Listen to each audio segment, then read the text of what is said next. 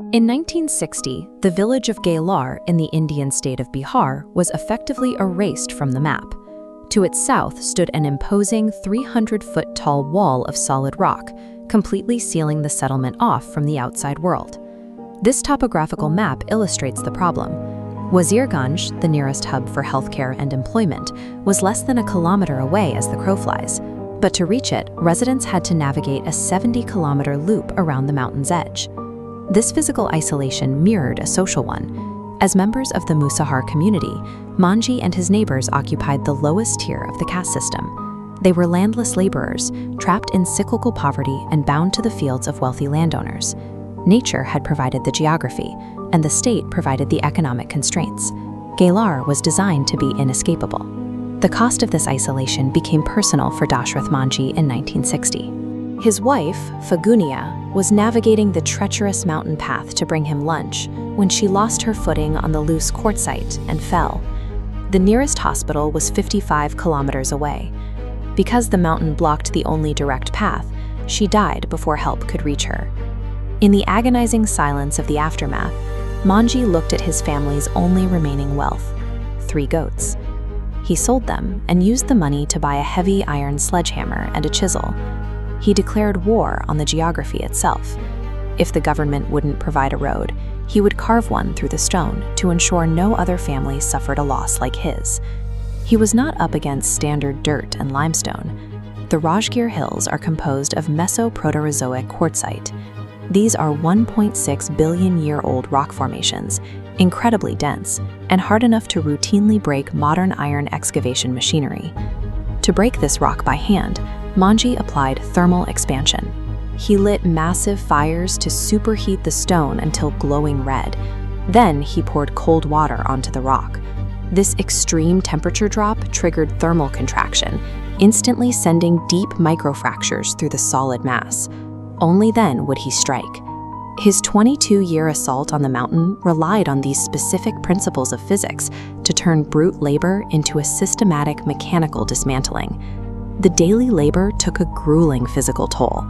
Manjhi worked day and night, his hands calloused and bleeding. During severe droughts, when most villagers fled the region to survive, he stayed behind, surviving on tree leaves and hauling dirty water from miles away just to keep swinging. Just as a massive gap began to form in the rock, the local government intervened. Officials from the forest department arrived, accused Manjhi of damaging government property, and locked him in a jail cell. But the very villagers who had once mocked him realized he was fighting for their future. Thousands of them surrounded the police station in a massive protest, eventually forcing the authorities to release him. Finally, in 1982, the mountain yielded. After 22 years and the removal of 270,000 cubic feet of stone by hand, Manjhi stood inside a 360-foot-long road cut straight through the peak. The 55-kilometer detour to the hospital was gone, replaced by a 15-kilometer path. Manjhi defeated the stone. However, the rigid laws of Indian society would prove far more resistant to change than the quartzite. With the road finished, Gailar still lacked its own medical facility. Manjhi packed a bag and walked 800 kilometers along the railway tracks to New Delhi, petitioning the central government directly for a hospital. As his labor became a national legend, politicians rushed to associate themselves with his success. In 2006, Bihar's Chief Minister Nitish Kumar stood up in a televised event and offered his own executive chair to Manjhi in a grand symbolic gesture. Manjhi took the 5 acres of land the government eventually awarded him and immediately donated it to build a hospital. Yet, bureaucrats from the same forest department that once arrested him successfully blocked his nomination for a national civilian honor. The state embraced his story for its symbolic value, yet continued to maintain the very bureaucratic hurdles that kept his village isolated. This disconnect led to a devastating irony in 2014. Despite the road, Manjhi's daughter-in-law fell ill and died because the family remained too poor to afford proper medical care. She was lost to the exact same lack of access that took his wife decades earlier. The exploitation of his legacy continued.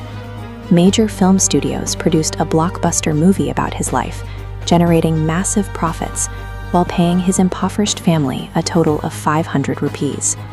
Today, his descendants still live in a mud house.